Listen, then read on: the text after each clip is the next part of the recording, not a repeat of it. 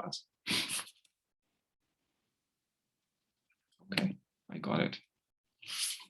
And then the Hodge conjecture, which is very open and nobody has any idea what to do about it.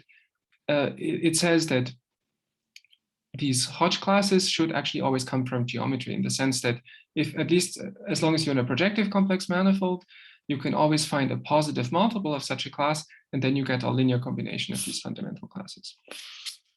Okay, this conjecture is very open, but the theorem of Catani-Dean-Kaplan is one result that sort of proves an important consequence of it. And so this is sort of the starting point for this topic. Okay, so now instead of a single Hodge structure, I'm going to consider a family of these things.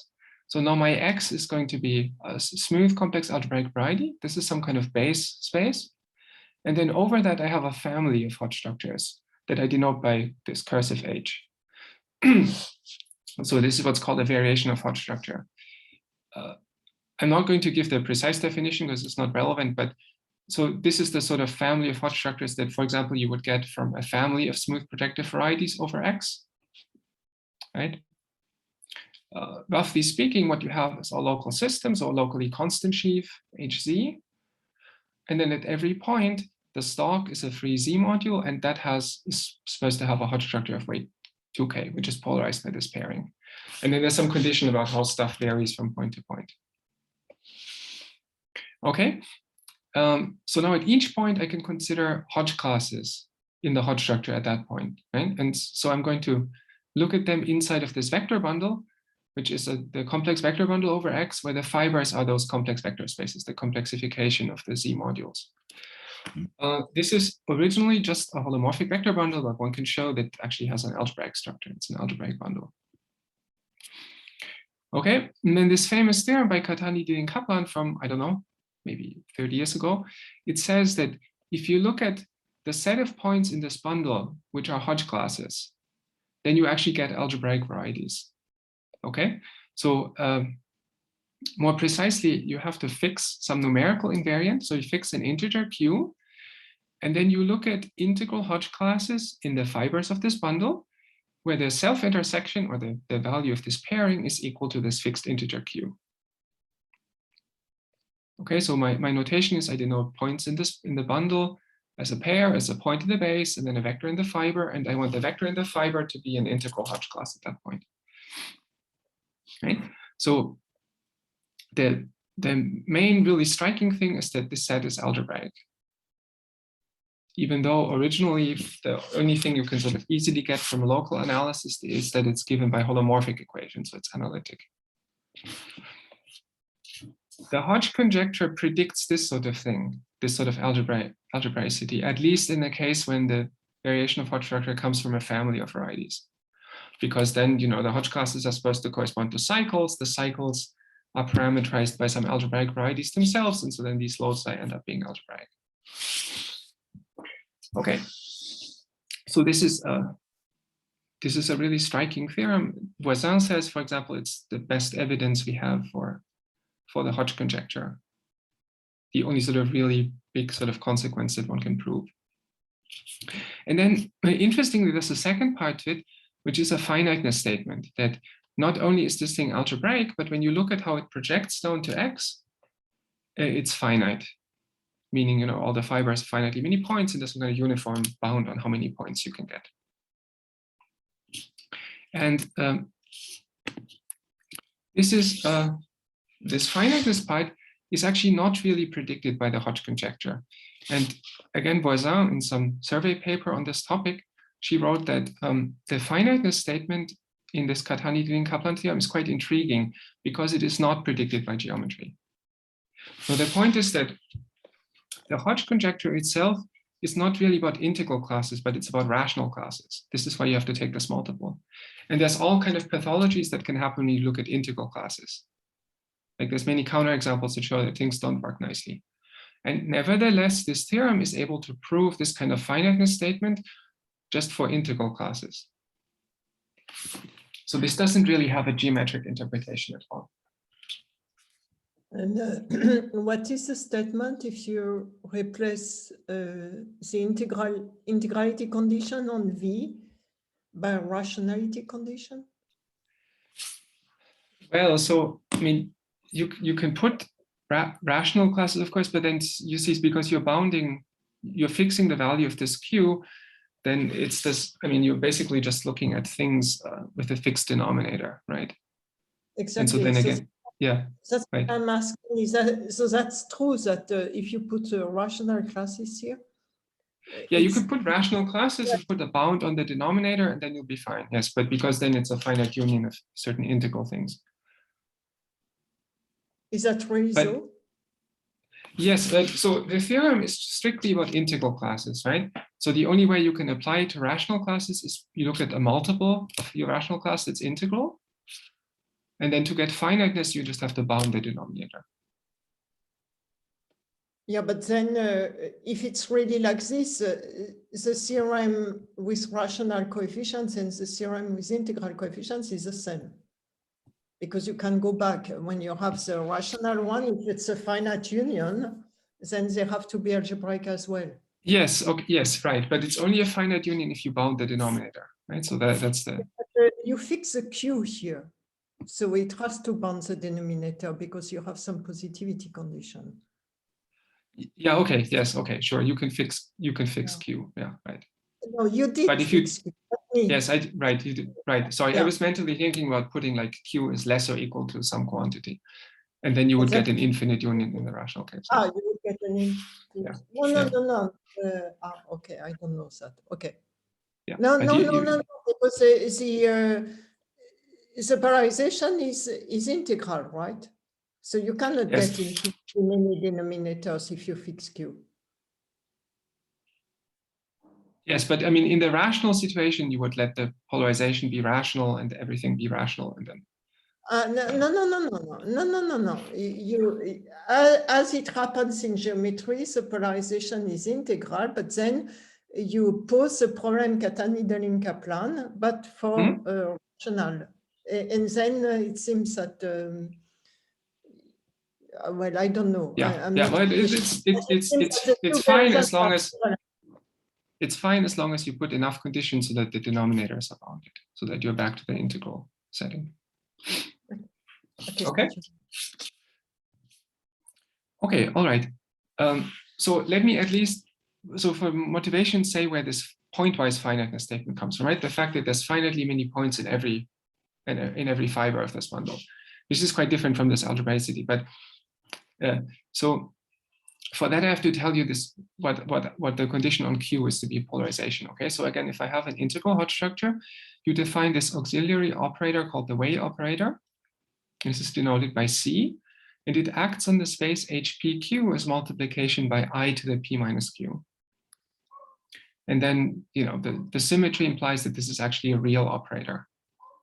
So it's just an endomorphism of the underlying R vector space. The special thing about Hodge classes is that, well, because they're of type K, K, they're just eigenvectors for this Weyl operator, right? They satisfy CV equals V.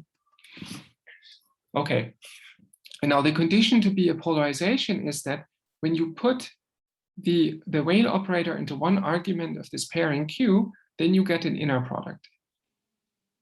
Okay, so this is saying, roughly speaking, that Q itself is not positive definite, but if you adjust the signs by putting this factor I to the P minus Q on the PQ space, then you get something positive definite. So I'll denote this inner product by these angle brackets, and then I'll use the double bars to denote the corresponding norm. This is called the Hodge norm of this Hodge structure. Okay, and then you see, again, the special thing about Hodge classes is that because they're eigenvectors for this Weyl operator, because they're purely of type KK, the Hodge norm is just equal to the value of this pairing. Right? The Hodge norm squared is Q of CVV, and this is Q of VV. And so what this is saying is, if I look at the set of integral Hodge classes with a fixed value of this pairing Q, this is the same as the set of integral classes on which so this is then, on each of these classes, I'm imposing that the norm is fixed, has a fixed value. right? So the set of these integral classes, they all lie on this compact set, which is the set of vectors where the norm has a fixed value on this sphere. And so it's both discrete and compact, and so it's finite. Right? So the pointwise finiteness in this Katanidin-Kaplan theorem is not difficult. This is just a consequence of the definition. The non-trivial content, when you say it's a finite mapping, is that even as you go to the boundary, the number of points in the fibers doesn't somehow go up. That you have some kind of uniform bound in particular. You have some kind of uniform bound on how many classes you can get at each point. Okay, does it make sense?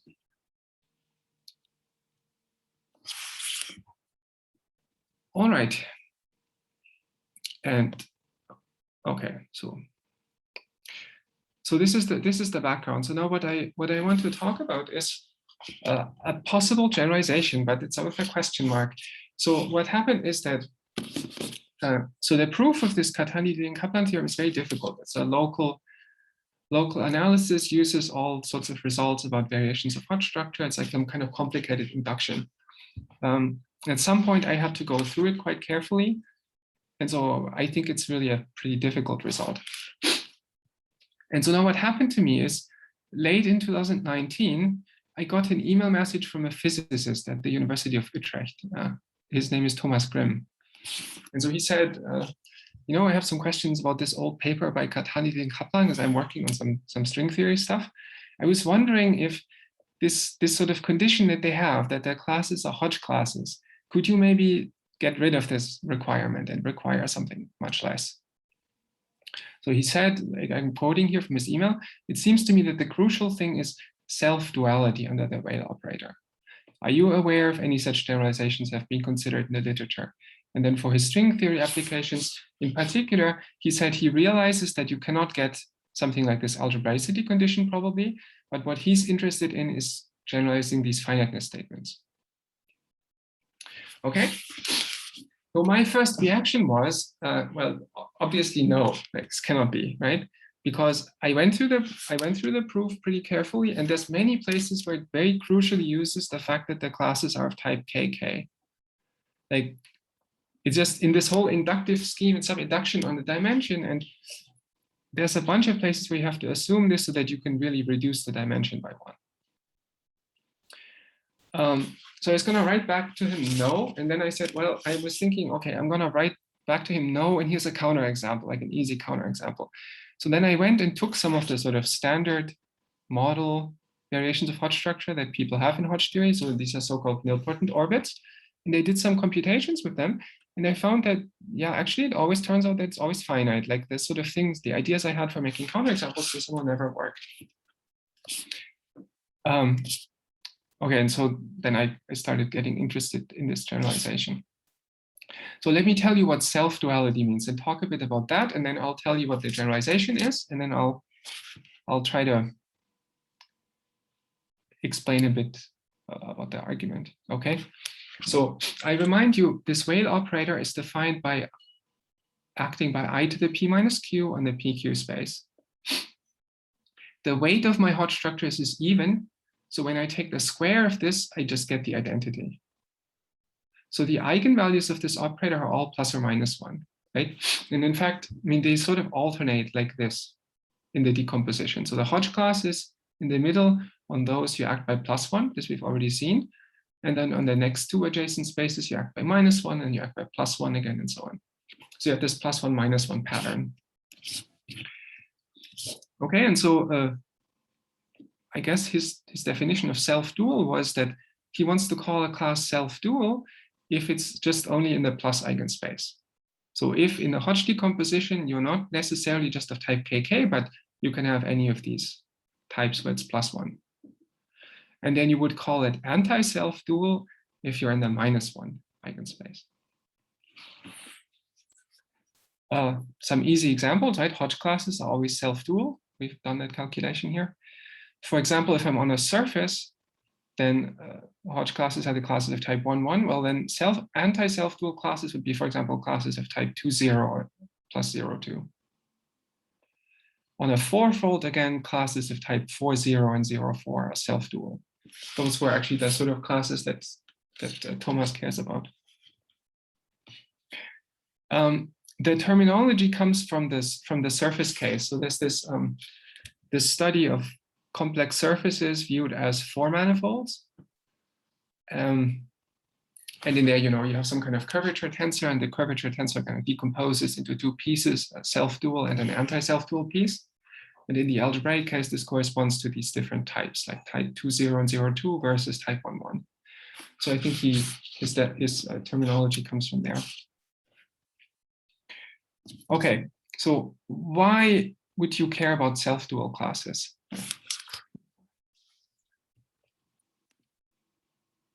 Let's put this up. Okay, why would you care about self-dual classes?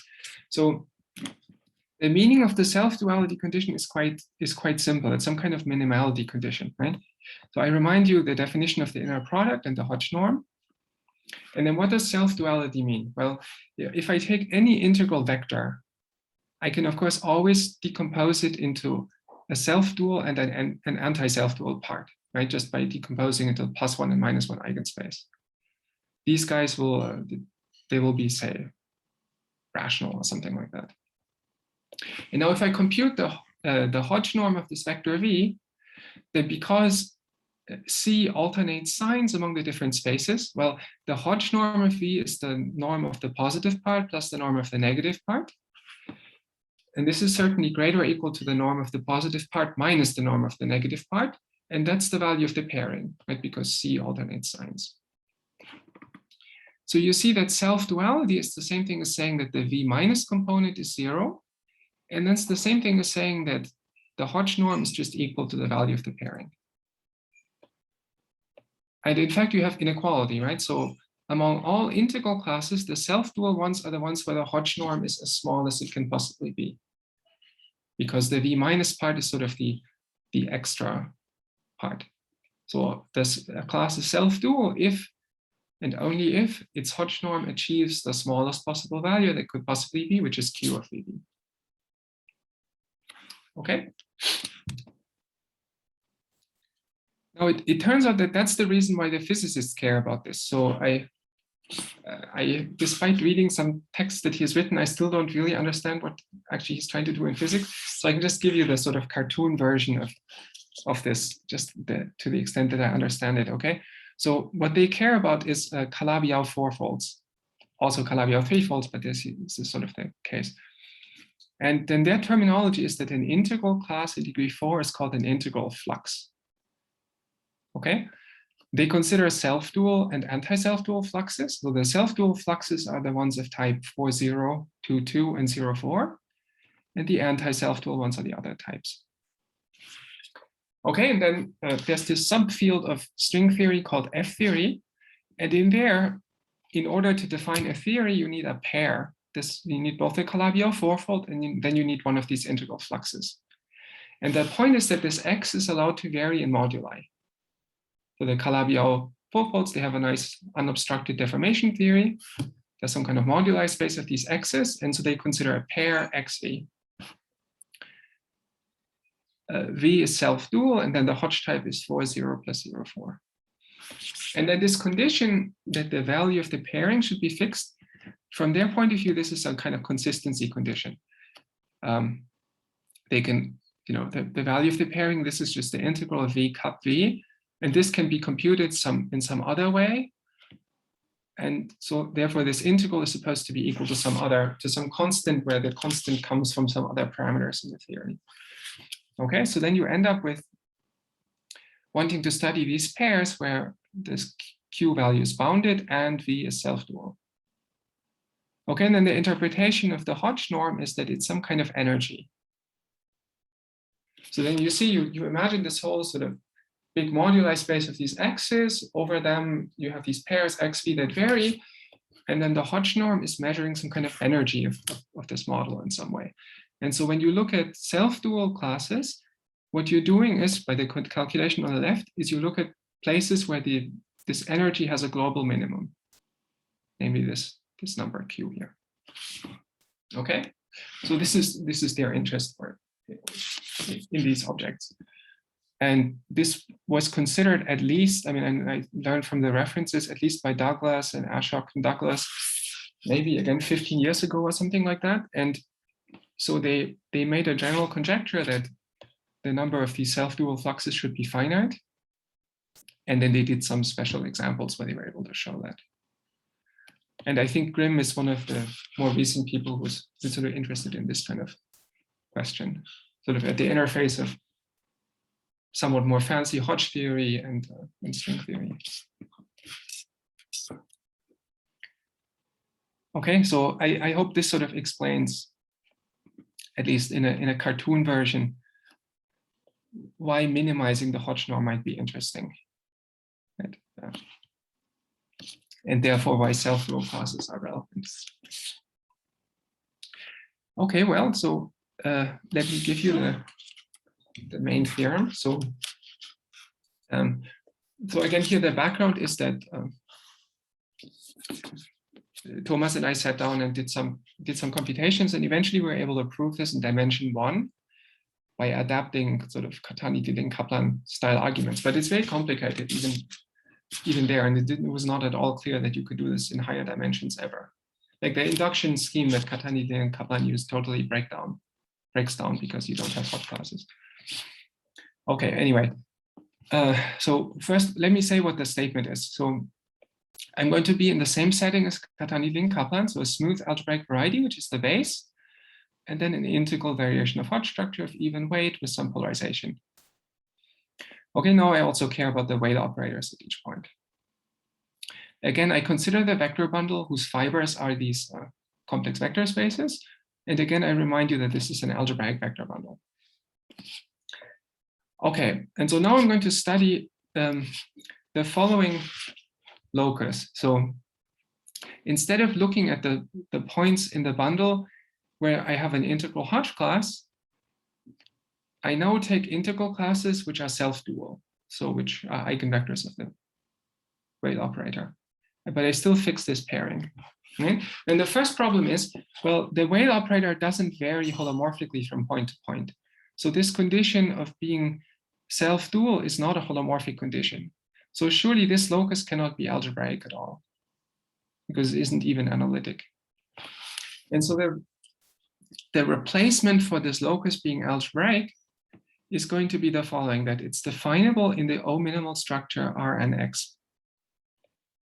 I will explain in the next few slides what this means, but so this, again, this is a new sort of discovery over the past few years by Klingler and Baker and Zimmerman and others, that Hodge theory can be combined nicely with some notions from logic and model theory, and this theory of O-minimal structures, and that this is a good language for talking about results in Hodge theory. Okay, and so we find that this locus, while it is not algebraic, it is still nice in that it lives in this sort of small structure Rnx, which is kind of close to being algebraic. And then the second part, that this thing is proper with finite fiber, this remains. And as I'll explain, so if at every point you have a finite fiber and the whole set is definable, then you automatically get a uniform bound on the number of points in the fibers. So in particular, the number of points in each fiber is uniformly bounded. And this is sort of the kind of finiteness that they want over here.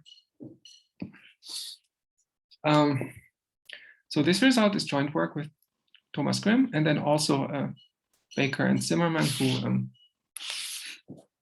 are two of the people who discovered this applications of O-minimality to Hodge theory. Okay, so I'll say a little bit later how this sort of comes about. Okay, now I was sort of assuming that people know what it means to be algebraic, but I don't assume what it means to be definable. So let me explain a bit what a structure is and what definable means. Okay, so this is some kind of enhancement of algebraic geometry, if you want, right? So algebraic geometry is about sets defined by polynomials, and in here you have to allow more general sets. And it is also not really a theory, a holomorphic theory, but it's a theory about real sets. So it's a sort of generalization of real algebraic geometry, if you want. So the key definition is that of a structure. So for a structure, you specify in every dimension n a collection of sets that are considered to be definable sets. Those are the sets that you can talk about in your language or in your geometry. And the conditions are, first of all, the definable sets are supposed to be closed under the usual set theory operations. So that's union and intersection and closure. So in fancy language, it's a Boolean subalgebra of the power set. You want to get at least all the algebraic sets, all the sets defined by polynomials. And then you want these two other closure properties. So the product of two definable sets is definable in R to the m plus n.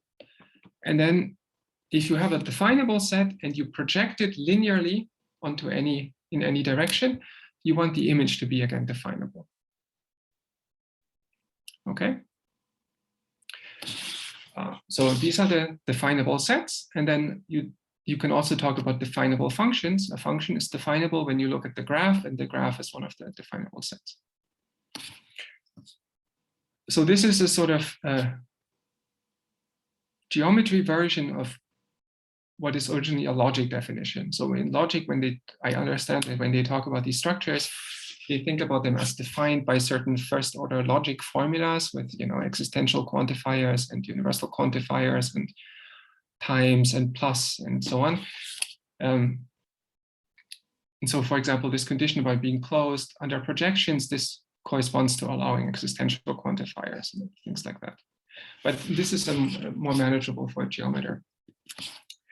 The key examples for geometry are the following four. So first, you have the smallest possible structure, which is the structure of semi-algebraic sets. These are the algebraic sets, and then you also allow inequalities. Right? When you allow complements and projections and so on, you automatically introduce inequalities as well. So here, sort of the theorem is that the semi-algebraic sets are closed under projections. Right? And then you can enlarge this just algebraic stuff by adding extra functions. So if you're interested in analytic things, you might want to add analytic functions. Analytic functions themselves are bad because they can have very bad growth near the boundary. But the solution is to allow only restricted analytic functions. So these are functions on, for example, the unit cube that are real analytic on a slightly bigger neighborhood. So these might also be called over-convergent or something like that in the arithmetic setting. Okay, once you add all the functions on 0, 1 to the n, of course, since you have polynomials and compositions and stuff, you can get restricted analytic functions on any compact set. So this is another structure. In other cases, you might want to have the exponential functions because a lot of stuff is defined by the exponential function. So then you can also consider the structure Rx, which contains the algebraic things and also the graph of the real exponential function. And then this is sort of biggest possible structure that's of interest in geometry, which is you allow both restricted analytic functions and the exponential function. So that's the structure R and X. This has turned out to be really useful in several algebraic geometry applications. Okay, so that's a structure. And then structures in general are not so useful, but the logicians discovered that if you put one extra condition called O-minimality, then you get a theory which is much like algebraic geometry. So the condition on O-minimality is that the sets that you can define in dimension 1, the sets in S1, they are only allowed to be finite unions of points and intervals. So in other words, in dimension 1, all you can define are just, again, the semi-algebraic sets, the intervals and the points. This is a very strong constraint because in the structure, you're allowing projections. So this is also saying that if you have a set in dimension 2, its linear projection to any one-dimensional set, again, has to be a union of points and intervals. So this puts a lot of finiteness conditions in higher dimensions as well. And then some logicians and some geometers, they have developed a whole theory of definable topological spaces, definable manifolds, et cetera, et cetera. So the idea is always you take our usual definition, for example, of a manifold. Manifold is something which is, finite cover by open subsets in Rn and that with transition functions.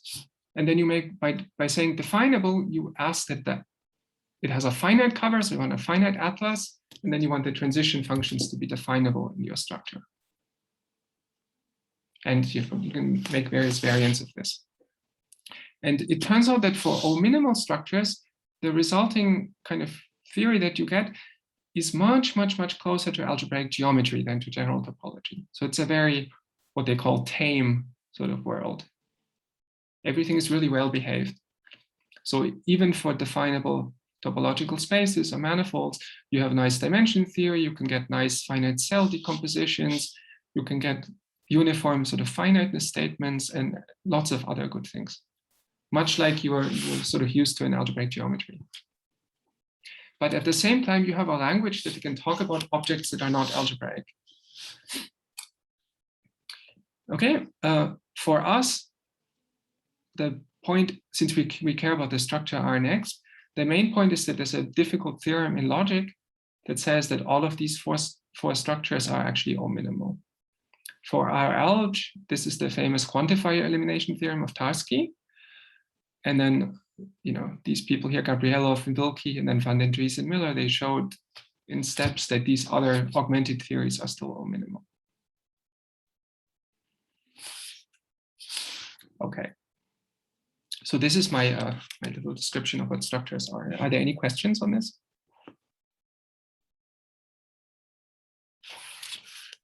Good, okay. So let me come back to this theorem then. So it's the setup again, is this vector bundle, which is an algebraic bundle. And then inside of there, I'm saying that this locus of self-dual classes is definable. So what this means is the vector bundle E is an algebraic bundle. In particular, it's an algebraic variety. In particular, I can view it as an R-alg definable manifold.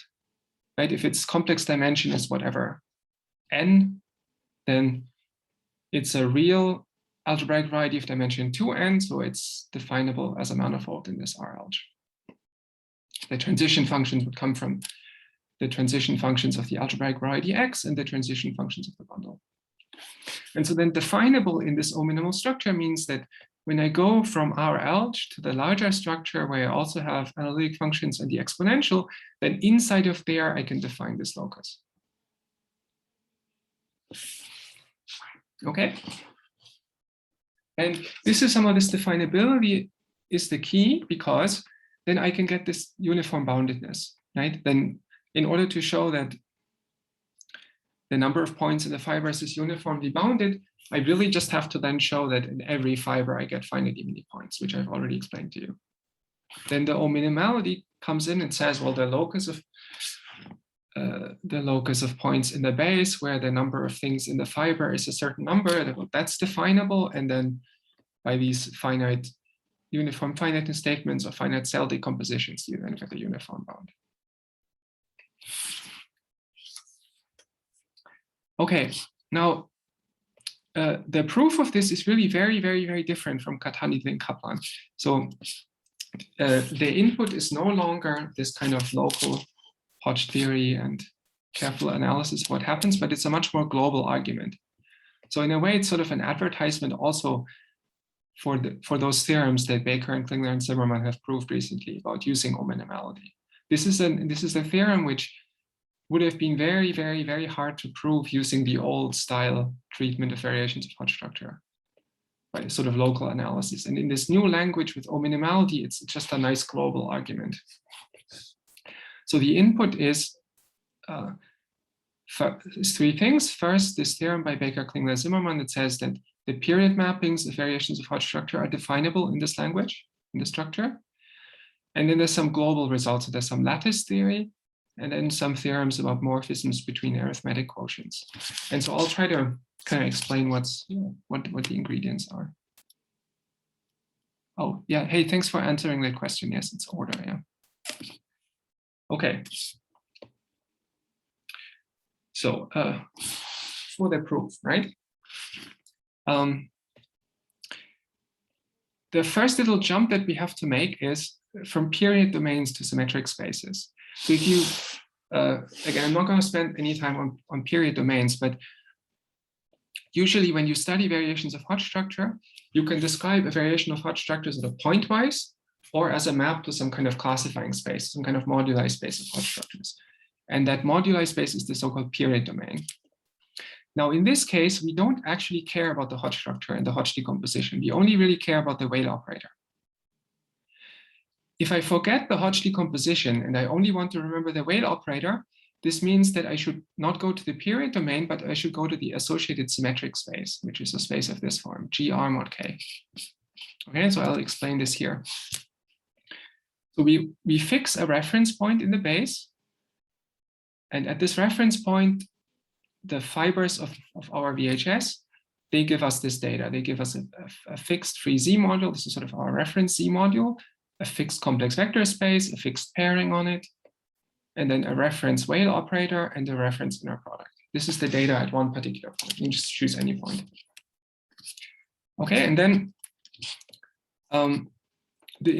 now I want to describe the other Weyl operators at other points. And it turns out that you can describe them nicely by the symmetric space GR mod K. So there's a group G. G is the orthogonal group of this pairing as it acts on this HZ. So this is a reductive algebraic group, and the set of real points are just the real endomorphism of this real vector space that preserve the pairing Q. Because of the inner product, you have a natural maximal compact subgroup. This is the subgroup of this GR that preserves the inner product.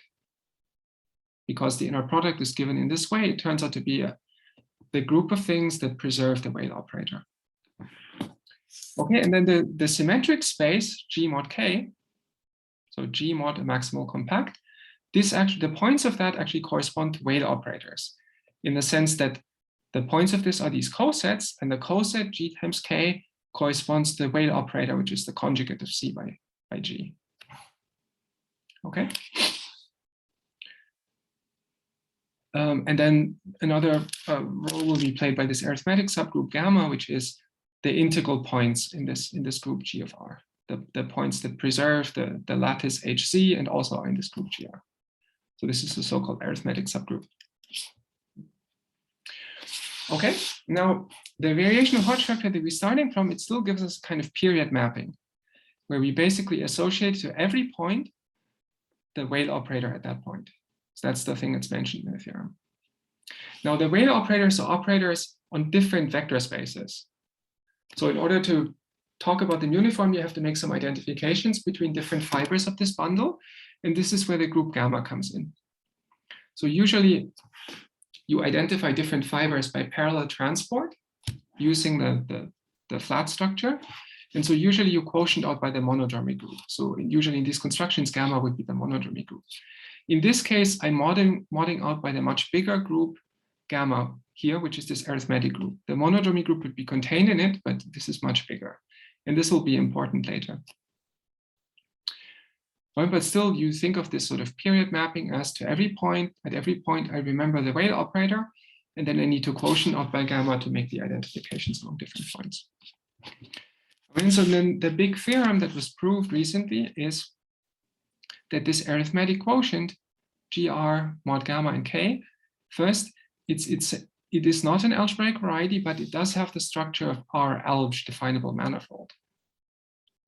Okay, and then secondly, and more importantly, this period mapping that associates to every point the Weyl operator, this is definable in this structure Rnx using restricted analytic functions and the exponential function.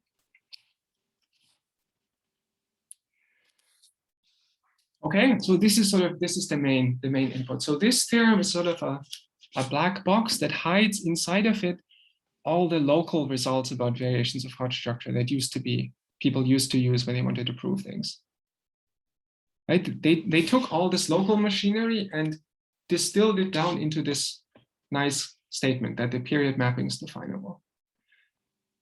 And so this can now serve as a replacement for a lot of the classical Hodge theory. Okay, now there's a little correction to it, which is that we don't really care about any locus.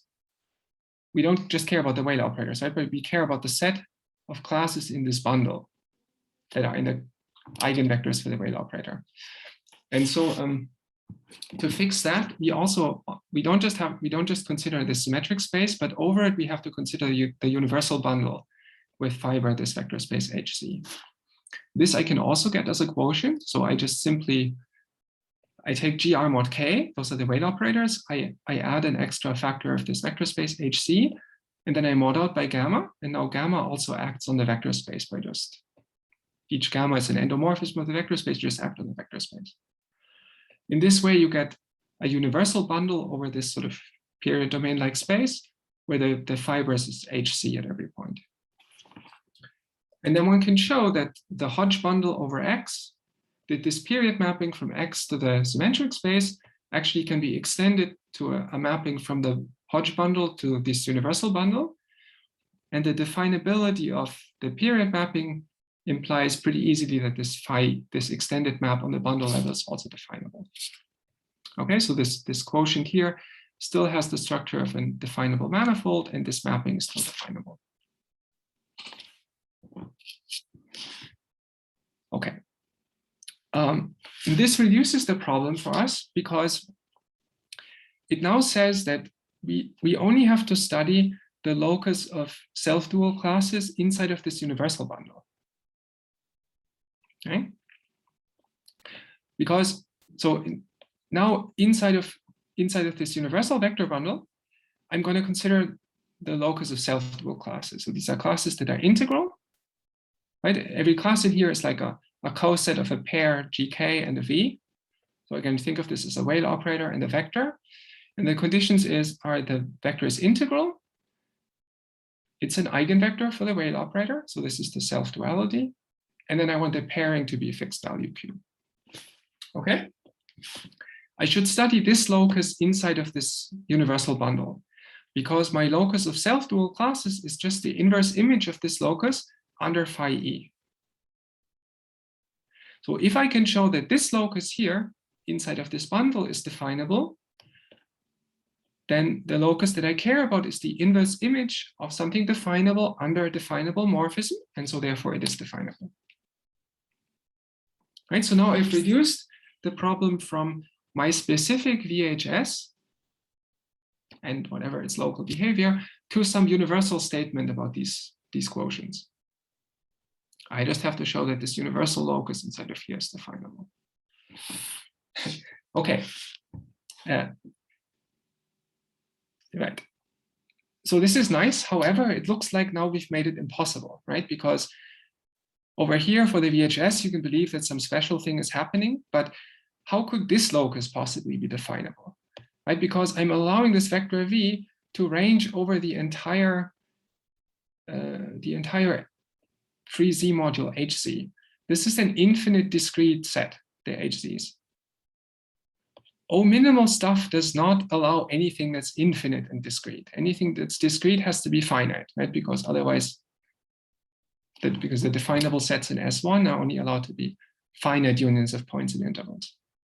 So anything discrete has to be finite. So how can this possibly work? Okay, and so there's a little miracle. The little miracle is this result here from lattice theory. So it turns out to explain why this condition of fixing the Q value is important.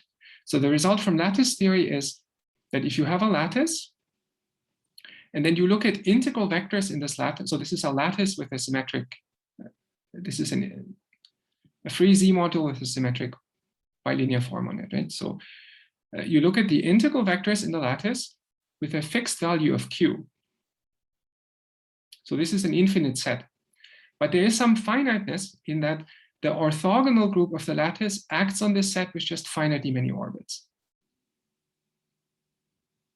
Okay.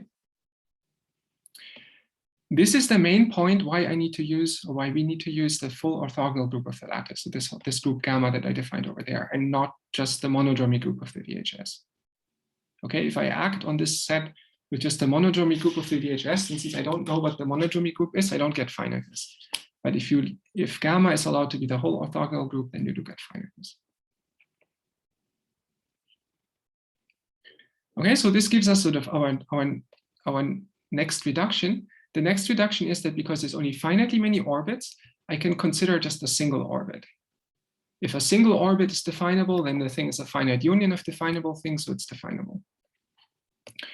So now I'm going to fix a single orbit. So I take a fixed vector A, where the value of the pairing is Q, and I want it to be in the kernel of the Weyl operator. And then I look at the locus of points in this bundle, that classes that are self-dual and are in this fixed orbit in this fixed gamma orbit. Right? Once you're in the same gamma orbit, the condition on Q is automatically always satisfied. So this is just one of finite. So my whole locus that I'm interested in breaks up into finitely many loci of this type. Sorry, I think I have to close the door again. Oh, okay. Okay. So I'm gonna finish by explaining why this locus is definable. Okay, let me point out that, so I can assume by choosing my base point correctly that this A really is an eigenvector for the Weyl operator. It's really self-dual, right? This is saying that in my set, I have at least one point which is self-dual. If I never have any self-dual points, then the locus I care about is just empty and there's nothing to show about. So I can impose this condition that CA is equal to A. Okay, so first, now we have to upgrade our dictionary a little bit. So the symmetric space corresponded to Weyl operators, with the coset being the conjugate of C. Now we have a smaller group, which is the stabilizer of this vector A. So I have a reductive subgroup G sub A, which is the things that stabilize A, and then I have a smaller maximal compact subgroup and so on. And then one can show by a little calculation that the dictionary up here can be upgraded. That I have the smaller symmetric space for GA, and the cosets in there, the points in there, they correspond to Weyl operators that fix this vector A, in addition to being Weyl operators. Okay, so this is naturally a subset of GR mod K, and under this dictionary, that subset corresponds to Weyl operators that fix A. Right, so my point C, for example, will correspond to the trivial coset, right, because it fixes A. Okay, now how do I analyze this orbit? So how do I use the fact that I'm in one orbit? So here's the key calculation that you have to do. Okay, so I take a vector which is in this gamma orbit. So it's of the form gamma of A. And I assume that it is self-dual, so that it really satisfies this condition, G, C, G inverse V is equal to V. It's self-dual at this point, G times K. Now, if I plug in the fact that V is in this gamma orbit, I can rewrite this condition like this. Right, and so now this is saying that the Weyl operator, which is C conjugated by gamma inverse times G, this particular Weyl operator fixes the point A. And so by this dictionary, it actually is the conjugate of C by an element in the stabilizer.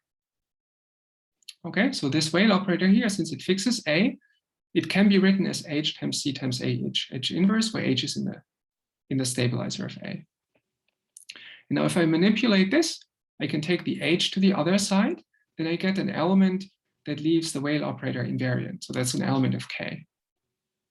And so in other words, what this is saying is that the coset G times K that corresponded to my original Weyl operator is actually an integral translate of a coset for this smaller group GA. Okay, and so in particular, the point that I care about, this point which is in this bundle, gamma of this coset, this is actually a coset of a special form where the second argument, I can pull out the gamma here and I can get a point of a special form where the second argument is just A, and the first thing is a coset for the smaller group GA. So this is sort of the advantage of looking at single gamma orbits, that you can do this calculation. And so what this is saying is that the locus of self-dual classes in a single gamma orbit, those are actually all classes that come from this smaller group G sub A. Okay, so the conclusion is that the locus of self-dual classes in the single gamma orbit is the image of this mapping here, where I take a coset, a double coset for the smaller group GA, and then I embed it into this bundle here by mapping H to the coset and keeping track of the A. And again, one can do a little calculation, show that this is actually an embedding. And the calculation I showed you here says that the image of this embedding really is the locus that we care about. Okay, so now we have this kind of diagram here. So we have our quotient of symmetric space, arithmetic quotient of a symmetric space, this bundle over it. And then we have this smaller arithmetic quotient of a smaller symmetric space. And the locus that we care about is the image. And so we can now deal with this by another general theorem that Baker, Klingler, and Zimmermann proved. Namely, they showed that in the same paper that whenever I have a morphism of arithmetic quotients like this morphism, so then the two arithmetic quotients are our Alge definable manifolds, and the morphism is definable in our Alge. Okay. So this morphism here, from this arithmetic quotient to this arithmetic quotient, this is definable. Because the second argument is basically always just A, it is not hard to show that this lifting here is also definable. So then the locus is the image of a definable map, so therefore it's definable. Lisa, kannst du mal zum Lassen, bitte? Ich bin gleich fertig dann. Okay. Okay, so this is this is the idea. So I compute what the locus of self-dual classes in a gamma orbit looks like.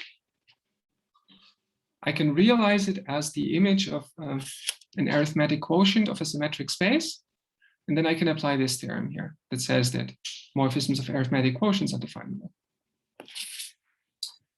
Okay, now in the last 5 minutes, I'm going to add a few little caveats to that. So I am not at all an expert on reductive algebraic groups and arithmetic subgroups and arithmetic quotients and so on, but I was sort of forced to become one by this project, because what happened is that there's this general theorem in Baker, Klingler, Zimmermann that says that any, if you have a reductive group, a morphism between two reductive groups, then any morphism between the arithmetic quotients is definable.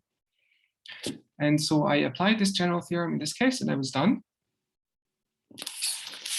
And then it occurred to me that one can apply it to some other cases. And in these other cases, it gave some really nice conclusions for which I was easily able to construct counterexamples using Hodge theory. Okay, so then unfortunately, this general theorem that they stated in their paper can't be quite right, because it proves some conclusions which are too strong. And so then, in fact, it turns out when you look into it, that not any morphism of arithmetic quotients is definable, but there's some conditions on how the two groups are related in order for this to work. Okay, so I'll add one slide here to tell you a little bit about how this works, so that I can sort of tell you what one really has to do. So when you say this kind of thing is definable, or that the double quotient is a definable manifold, how do you actually do this, right? So, I mean, the real points of this reductive group, that's not so hard to show that that's definable in our Alge, and same for the quotient. But then the problem is that you're modding out by this discrete subgroup gamma. And again, discrete things, infinite discrete things are bad. They're never definable. So the way you actually show that such a double quotient is an R Alge definable manifold is you cannot just say GR mod K is definable and this is a quotient, because the quotient is by something infinite discrete. Instead, you have to find something like a fundamental set on which gamma acts nicely, and then use this fundamental set to put the structure on it. So more precisely, the way this is done is by so-called reduction theory for arithmetic groups. There's a whole book by Borel that explains that. So it's sort of reduction theory in this style. And roughly speaking, what happens there is that inside of this group GR, you find certain sets called Siegel sets. These are semi-algebraic sets that when you map them into GR mod K, they give something like a fundamental domain for the action by gamma. It's not quite a fundamental domain in the usual sense, but it's a fundamental domain up to finite error. So more precisely, you have this so-called Siegel property. If you have one of these Siegel sets and you look at its intersection with translates by gamma, you can only get finitely many intersections. And so if you take a Siegel set And then you look at the equivalence relation, the 2 points are equivalent. If they're in the same gamma orbit, then this is a finite equivalence relation. And so therefore you can take the quotient, right? So then the construction is GR mod K is definable in RL. Sigma is a semi-algebraic subset, therefore it's definable. It's a quotient by a finite equivalence relation, therefore it's definable. I'm not going to explain what Siegel sets are, but I'll just say the sort of standard example. So the standard example is in the upper half plane, which is the symmetric space SL2R mod SO2R. You know, you all know the usual fundamental domain. And then a Siegel set would look something like, a Siegel set could be a set that looks like this, for example. See if I can, some set like this, for instance. This could be a Siegel set, right? You don't have to get the whole, exactly the fundamental domain. It's okay if your Siegel set can be like some rectangle like this. The real part is bounded between two numbers and the imaginary part is at least something. Then you're going to intersect finitely many of the fundamental domains, but only finitely many. And so then you take the quotient nicely. Okay. And so the structures on both of these arithmetic quotients are defined using these Siegel sets. And so then when you want to show that the morphism is definable, what it really comes down to is relating the Siegel sets. So you have to show basically that any Siegel set in the smaller group GA mod GA of R is actually contained in at most finitely many Siegel sets in the bigger group G of R. Then, you know, then instead of making this morphism, you make it on the Siegel set mod the equivalence relation, and then everything is fine. So what you actually have to do is you have to show that Siegel sets in one group are related to Siegel group sets in the bigger group. And what we actually do is we show this, that this is true by hand. So we figure out exactly what the Siegel sets are in G mod R and give some nice description in terms of some reduction conditions on inner products. And then one can sort of check by hand, in this case, that the Siegel sets for GA map nicely into the Siegel sets for G of R. So this stuff sort of really forced me to learn about reductive groups and parabolic subgroups and maximal compacts and Siegel sets and all of that, which I never thought I would understand. But and then there's also a general theorem by Martin Orr. So this is actually the theorem that they quote in order to prove this in their paper. And then it unfortunately turned out that this general theorem by Martin Orr had a small gap in it. So again, he was sort of asserting that if you have a reductive group and a reductive subgroup, pretty much always the Siegel sets map into Siegel sets, and it turned out that it needs some condition. This condition is satisfied in the case of GA and G, but it's not satisfied in general. So I also sort of started a little correspondence with Martin, and we sort of fixed up the theorem by adding the conditions. So it's a sort of surprising outcome that someone who doesn't know what an algebraic group is sort of prove some theorems about Siegel sets at the end of this project, but somehow it was necessary to do that. Anyway, so this is kind of the end of my talk. I want to just say one more thing before I really end, which is that, so this is an example of how, again, this definability language and the theorem that period mappings are definable can take very messy local looking problems and just turn them into some global sort of calculation, right? We never had to do any sort of study of variations of Hodge structure and their local behavior in this, because this is all hidden in this theorem by Baker, Klinger, Zimmermann. All we had to do is just analyze the symmetric space and prove some stuff about sets in the symmetric space. Right? But we completely left Hodge theory and it just became a problem about algebraic groups. And so this is nice because it is completely impossible that you could give any sort of idea of how Katanidin Kaplan works in like 20 minutes, right? So thank you. Great, thank you very much. Thank you. Okay, so any questions?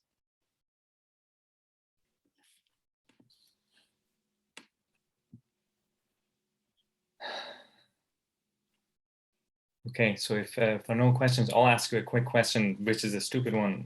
Okay. Is there any geometric application coming out of the? Because I'm not even sure about the original theorem. If there was some other, I don't know, geometric application for that. Of Katanidi and Kaplan. Mm-hmm. Yeah, right. So I mean, it means that whenever you study Hodge classes and loci of Hodge classes and moduli spaces and so on, you're dealing with algebraic geometry. That's what Katanidi and Kaplan says, right? So for example, Voisin has some papers on studying the half of the Hodge conjecture, which is the so-called absolute Hodge conjecture, whether Hodge classes are stable under the action by Galois groups. And that question sort of doesn't, you can start thinking about this question kind of geometrically once you have Katanidi and Kaplan, because then you have algebraic varieties in which these Galois groups can act. Without Katanidi and Kaplan, it's not even a meaningful question. I see. Right? I see. So this is sort of the application of it, that you're back to algebraic geometry when you study Hodge classes. I see. So it's kind of the beginning of a like whole new stuff. Yeah. I see. Yeah, So I mean, of course, you never end up proving the Hodge conjecture, right? But I mean, at least you can study loci in moduli spaces and so on, and you know that they're nice algebraic sets. In the case of the new theorem, it's a question. I mean, to be honest, this self-duality condition doesn't really have a geometric interpretation, right? Like you cannot say, well, our class is self-dual if and only if it has some nice sort of geometric thing, because you're not doing subvarieties anymore. They said the physicists care about cohomology classes that are not just classes of algebraic varieties, so for them it's interesting. And then I did see a talk by Christian Lehn once. So this was about a theorem by Baker and Lehn.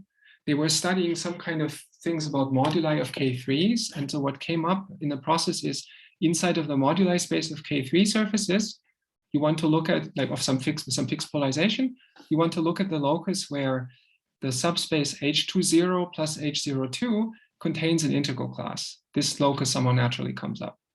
And so this locus, for example, and then they found it has some nice special structure and so on. And this locus, for example, would be covered by this theorem, right? Because then you have an integral class, which is of type 20 plus 02. So those are K3 surfaces that have an integral class, which is self-dual.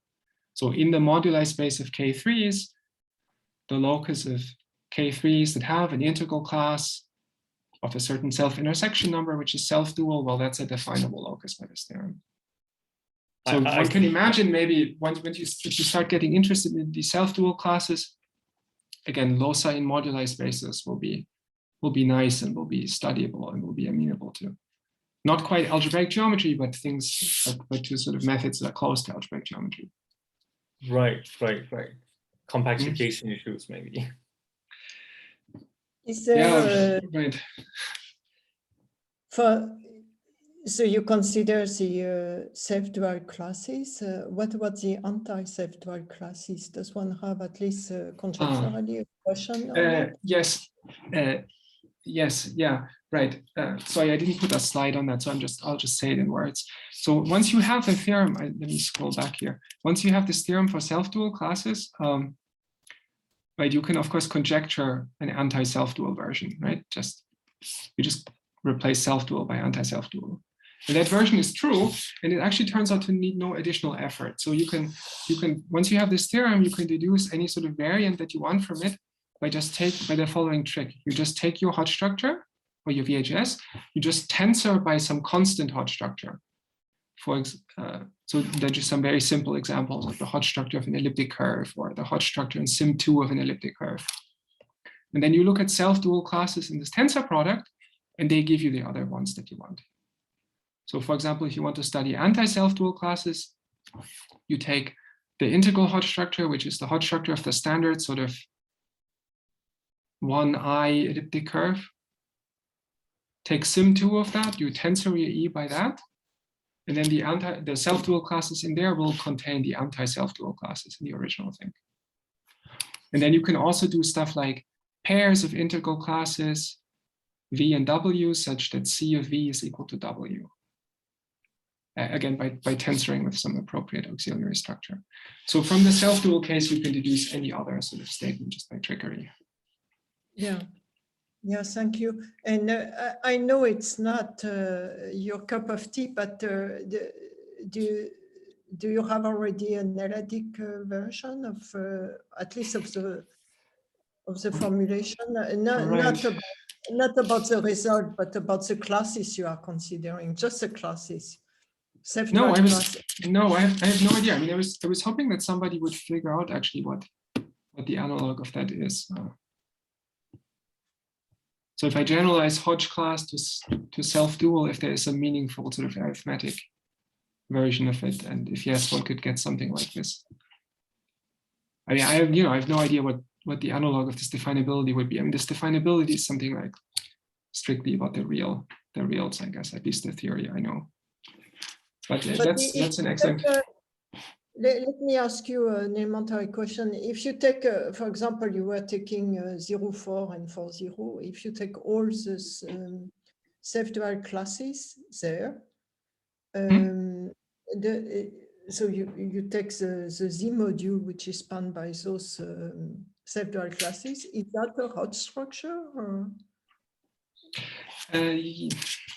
No, usually not. That's the thing, right? So take the example, for example, of a K3, for instance.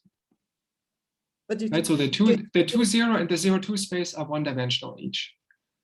Yes. I can have 3 cases. So I can have. No, but you were 0, 4, so you need the first. Well, yeah. Okay. Then do 0, 4. Yeah. Do 0, 4 on a Calabi-Yau or something like that. So then again, the 0, 4 plus 4, 0 is a 2-dimensional complex vector space. It has a real structure, it's a 2-dimensional R vector space. If you have 2 independent self-dual classes, then you really get a sub-Hodge structure. Like then this 2-dimensional 4, 0 plus 0, 4 is actually the complexification of something integral. But there's another case, which is you could just have 1 self-dual class. And in that case, you don't get a sub-Hodge structure. Yeah, so I mean, I did, initially I did try, like, is there some way, like in some cases, can you reduce to the usual Cartesian coupler? But you cannot. I mean, you're just leaving the world of Hodge structures with the self-duality. Okay, thank you. Thank you very much. Yes. Great. So, because we're a little bit over time, thank you very much again for the great talk. Thank you. Yeah. Thank you. Thanks so much. So I'll just stop the recording. All right. Okay, I'll stop sharing this.